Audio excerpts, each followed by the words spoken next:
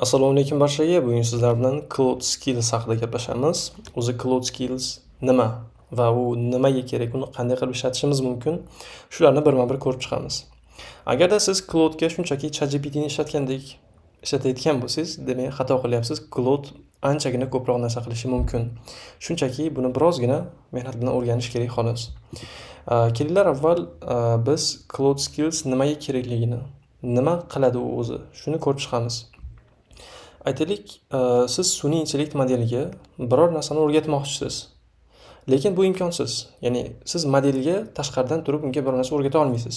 Bunda imkoni yo'q. Cloud bo'lsa shunday imkoniyat berdiki, siz unga mahorat, skilllarni qo'shishingiz mumkin endi.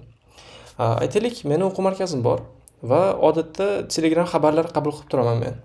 Menga yozishadi, aytaylik, dasturchilikka, grafik dizaynga mayli. Mana shu soatga menga dars kerak. Narx qancha va qachon borsam bo'ladi deb yozishadi Telegramdan aytaylik. Va men uni o'ylab, jadvallarimga qarab, narxlarni ko'rib, o'ylab ancha javob berishim kerak bo'ladi. U ancha vaqt oladi. Aytaylik, bitta odamga 2 minut yoki 5 minutgacha vaqt olishi mumkin. Buni biz avtomatlashtirsak-chi?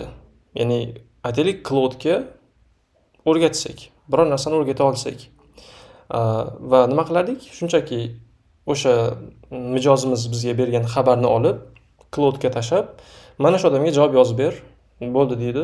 Shuni qilib beradi va unga qaytarib javobni berib yuborsangiz. Qanchalik oson bo'lardi, to'g'rimi? Unga ortiqcha o'ylash, ortiqcha qidirish, ortiqcha vaqt yetkazishni keragi bo'lmasdi. Bugun sizlar bilan xuddi shuni ko'rib chiqamiz. Ya'ni Cloudga tashqi ko'nikma, tashqaridan bilim berishni ko'ramiz. Sizlarda barchada mana shunday interfeys bo'ladi, ya'ni ko'rinish Cloudni. Mana bu yerdan chap tarafdagi sidebarni ochamiz va Customize tugmasini bosib kirib olishimiz mumkin. Va shu yerda mana bunday bo'lim chiqadi. Connect your apps, create new skills, ya'ni yangi mahoratlar, yangi ko'nikmalar yaratish bo'limiga biz kirishimiz kerak bo'ladi. Va mana bu yerda ko'rishingiz mumkin, allaqachon sizga o'rnatib qo'yilgan skilllar bo'ladi mana bu yerda. Misol uchun bu avtomatik hammada bo'lgan skilllar, skill creator, web artifact builder degan skilllar bor. Va siz yangisini qo'shmoqchi bo'lsangiz, shunchaki mana bu yerdan plus tugmasini bosasiz va browse skills, ya'ni allaqachon odamlar skilllarni, mahoratlarni yaratib chiqarib qo'yishgan bulutga. Siz bulardan browse qilib, ya'ni o'zingizga mosini olishingiz mumkin bo'ladi. Misol uchun mana bu yerdan ko'ramiz. Mana bu yerda canvas design bor ekan. Ya'ni shunchaki dizayn, rasmlar yaratish, shunga o'xshagan narsalar. Mana create beautiful visual art, ya'ni chiroyli rasmlar yaratish uchun mana bu yerda bizga skill bor ekan. Endi buni ishlatsak biz nima bo'ladi? Cloudimiz rasmlar yarata oladi va bizning rasmlarimizga baho bera oladi. Aytaylik, mana shuni men olmoqchiman. Buni o'zimga o'rnatish uchun shunchaki mana bu plus tugmasini bossam kifoya, bo'ldi. Voila, hammasi o'rnatildi. Va endi shunchaki bu yerdan chiqib ketamiz va mana bu slash tugmasini bossak, mana bu yerda bizga mana canvas design degan skill allaqachon o'rnatilgan. Endi buni chaqirish uchun shunchaki ustiga bosamiz va ishlatishimiz mumkin. Endi menda canvas design degan skill bor. Lekin men aytgan narsa emas-ku bu. Ya'ni o'zimiz bermoqchimiz, bu boshqa odamlar bergan. Men o'zimnikini bermoqchiman desaning, buni ham iloji bor. Shunchaki Customize ga kiramiz, Create new skills, plus tugmasini bosib, Browse skills pastidagi Create skill tugmasini bosishimiz kerak bo'ladi. Va bu yerdan Create with Cloud bilan yaratish. Ya'ni qanaqa mahorat kerak u sizga? Cloud bilan, sun'iy intellekt bilan gaplashib yaratishingiz mumkin yoki shunchaki o'zingiz yozishingiz mumkin. Qo'lda yozib chiqasiz. Ya'ni mana shunaqa narsalarim bor, darslarim mana bu paytlarda bo'ladi, narxlari mana shuncha deb birma-bir qo'lma-qo'l yozib chiqishingiz kerak bo'ladi. Bu albatta ancha vaqt olishi mumkin. Kelinglar shuni ko'ramiz. Va mana bu oyna ochilsa, write skill instructions, ya'ni mana shu yerda o'zimizga nima kerakligini yozishimiz kerak bo'ladi. Birinchi o'rinda skill name, unga nom qo'yishingiz kerak bo'ladi. Skillga misol uchun men o'quv markazim nomi Smart o'quv markazi. Okay. Nom qo'ydim va description. Bu skill o'zi nima qiladi? O'sha haqida ma'lumot beramiz. Misol uchun o'quv markazim haqida Zim haqida ma'lumotlar. Endi barcha ma'lumotlar deb qo'yaylik. Barcha ma'lumotlar deb saqlab qo'yamiz misol uchun. Va mana bu yerdan o'sha instructions, o'zimizga kerakli bo'lgan instruksiyalar, ko'rsatmalarni berib ketishimiz mumkin. Misol uchun menda grafik dizayn kursi, grafik dizayn kursi narxi aytaman, mana 800 ming so'm. Va xuddi shunday davom etishimiz mumkin. Keyingisi backend, keyingisi bu narsalar davom etaveramiz va vaqtlarigacha kiritib qo'ysak, bizda yangi skill yaratilgan bo'ladi. Lekin men hozir video davomida buni qila olmayman, chunki vaqt ko'p ketadi. Mana shuni o'zini ishlatib ko'rishimiz mumkin mana. Birozgina instruksiya berdik, birozgina description berdik va birozgina smart deb nom ham berdik. Yaratib ko'raman va biroz vaqt oladi, yaratildi. Endi shunchaki chiqib interfeysga qarasangiz, sizda mana bu yozuv paydo bo'ladi. Hey Claude, I just added smart skill. Can you make something amazing with it? Ya'ni Cloud men hozirgina mana bu skillni qo'shdim, mana shuni bir narsa qilib bera olasanmi deb avtomatik chiqarib qo'yadi. Buni o'chirib tashlashingiz mumkin. Endi aytaylik, menga xabar kelsa, keyingi safar mana shuni chaqirib qilib ketishim mumkin. O'sha javob berishlarini olishim mumkin. Faqat bu hozir ishlamaydi, chunki oxirigacha tugatmadim. Videoni cho'zib o'rmaslik uchun. Aytaylik, yo'q, ishlatib ko'rishimiz kerak, oxirigacha borishimiz kerak. Birortasini yaratib ko'raylik ishlatib deymiz albatta va mana shuning uchun hozir birga yaratib ko'ramiz. Kelinglar, undan oldin yana bir narsani ko'rib o'tishimiz kerak. Demak, birinchi o'rinda browse qilishni o'rgandik, ya'ni allaqachon yaratib qo'yilgan skilllarni o'rnatishni o'rgandik va o'zimizgina yozib chiqishni o'rgandik va Claude bilan maslahatlashib yaratishni ham o'rgandik. Va yana bir yo'li, eng ajoyib yo'li bu mana shu chatni o'zida skill yaratish mumkin. Shu chatni o'zida. Buning uchun shunchaki slashni bosamiz. Slashni bosgandan keyin mana bu yerda skill creator degan allaqachon yaratilgan skill bor. Mana shuni chaqiramizda va bizga qanday skill kerakligini aytishimiz kerak bo'ladi. Endi o'quv markaziga emas, menga aytaylik oshxonamga kerak. Samarqand oshxonam, bir narsa oshxonam bor. O'sha oshxonam hamma ovqatlar ma'lumotlari, hamma ovqatlar turi, qancha gram bo'lishi, qanchada tayyor bo'lishi, hamma ma'lumotlar menda allaqachon Word faylda yozib qo'yilgan. Har qanday faylda yozib qo'yilishi mumkin. Yozib qo'yilgan, tayyor qilingan menda. Mana bu yerda endi men Claude dan so'rayman. Menga skill yaratib ber.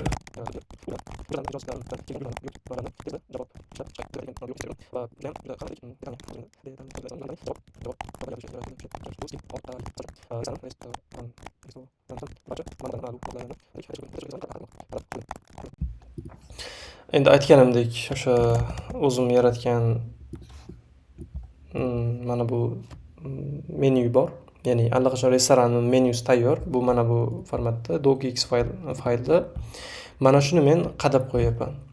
Va bunga mana buyruq berdim. Menga skill yaratib ber, mijozlarimga tezda javob bera olish shu bilan. Va juda ham detalli javoblar yaratilishi kerak. Men restorandagi barcha ma'lumotlarni qadab qo'ydim deb aytdim. Endi nima qilamiz desangiz, shunchaki yuboramiz.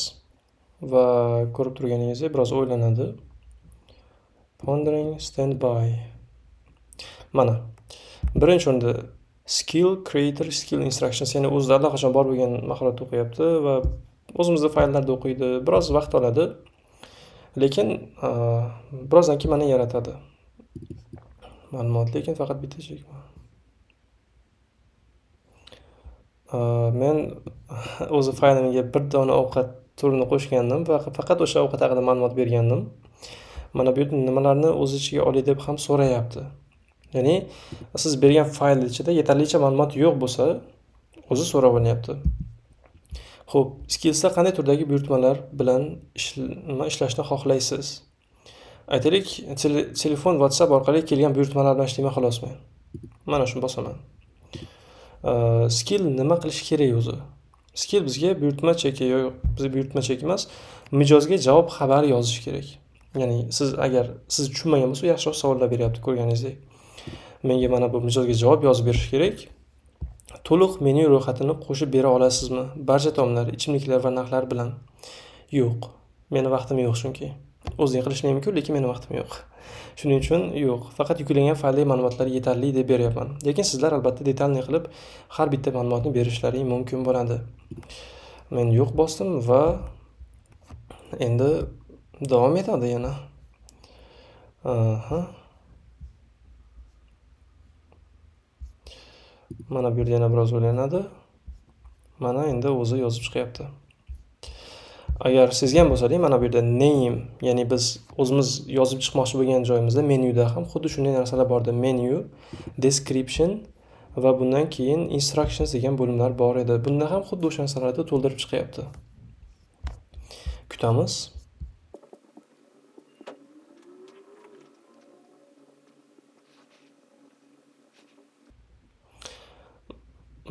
Endi skillni sinab ko'raman. Ya'ni o'zi ham sinab ko'ryapti. Ajoyib. Try to package a skill. Aha. Sinab ko'radi. Mana va nihoyat yaratib ham bo'ldi. Endi skill qanday ishlashini ham ko'rsatib beryapti bizga. Shunchaki javob keladi, savol keladi, bu javob beraveradi deyapti. Qisqaroq qilib aytsam. Mana bu yerda biz yaratgan skill haqida sal nima desam ekan, detalniyroq ma'lumotlar bor. Bu yerdan o'qib olishingiz mumkin. Lekin men o'qimayman. Men shunchaki endi yangi chat ochib sinab ko'rmoqchiman. Yaratgan narsamni sinab ko'raman. Endi bu yerdan slashni bossam allaqachon qo'shilgan bo'shlik, ops, qo'shilmagan, chunki men qo'shish tugmasini bosmayapman. Save skills bosib qo'yishimiz zarur bo'ladi.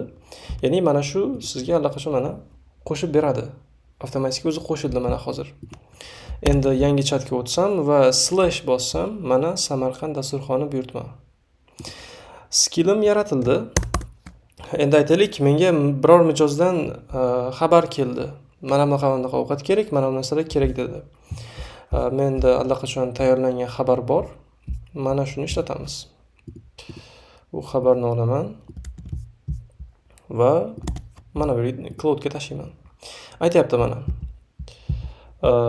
Bitta do'lma sho'rva kerak ekan, go'sht ko'p bo'lish kerak ekan. Qozon kabob, yana mana bunaqa salat kerak ekan, tandirda yopirilgan non bo'lish kerak ekan, ikkita. Ichimlikka choy, novvat alohida degan narsalar kerak ekan. Xolos ko'p narsa kerak ekan bu odamga. Bularni men hisoblab o'tirishim kerak o'z aslida. Endi men skillimni chaqirdim va cloudga buyruq beraman. Bu odamga aytaylik, qanday javob beray? Javob beray. Deb bunga xatni yuboraman-da. Endi ko'ramiz nima deydi ekan. Endi skill faylimizni o'qib chiqyapti, ko'rib turganingizdek. Bu biroz vaqt olishi mumkin. Buni albatta o'zgartirishingiz mumkin, ya'ni tezroq qilishingiz mumkin. Mana bu yerdan modullarni tanlab tezroq qilishingiz mumkin. Mana mijozga javob tayyorlab berdi bizga. Endi qarang. Assalomu alaykum, buyurtmangizni qabul qildik. Buyurtmangiz xullas narxlarni yozib qo'ydi va jami summani ham yozib berdi bizga. Taxminan mana shuncha vaqtda tayyorlanadi. Xo'sh, mana buni endi shunchaki men kopiya qilaman-da, mijozimga jo'natib boraman. Va ishim shu bilan tugaydi. Juda ham qulay. Agarda sizda ham mana shunaqa avtomatlashtirish kerak bo'lgan ishlar bo'lsa, bu juda ham qulay. Albatta ishlatib ko'rishingiz kerak. Bu shunchaki mijozlarga xizmat ko'rsatish uchun emas, bu umuman olganda o'zingiz yo'nalishingiz bo'yicha har qanday ishni qilishingiz mumkin. Deyarli har qanday ishni. Misol uchun men o'zim Husan Alini grafik dizayner Husan Ali. U grafik dizaynda nima qilish kerak? Hamma narsani biladi, ya'ni ishlatishni biladi, instrumentlarni, lekin so'zlarni qayerga qo'yishni unchalik skilli yaxshi emas aytaylik. O'zi yaxshi, aytaylik shunaqa, unchalik yaxshi emas. Yoki gradient qayerga berishni unchalik tushunmagan dizayner bo'lishi mumkin. Yoki boshqacha muammo bo'lishi mumkin dizaynerda. Siz nima qilasiz? Allaqachon yaratilgan skillni o'rnatasiz, grafik dizayning bo'yicha va uni mana shunday o'z ishlaringizni tashlab, qayerda xato bo'lyapti, nimani o'zgartirishim kerak degan savollar bilan to'g'rilatib olishingiz mumkin. Bu hammaga ishlaydi. Bugun sizlar bilan ko'rmoqchi bo'lgan narsamiz shu edi. Albatta yoqqan bo'lsa, like, subscribe bosish esdan chiqmasin. Ko'rishguncha.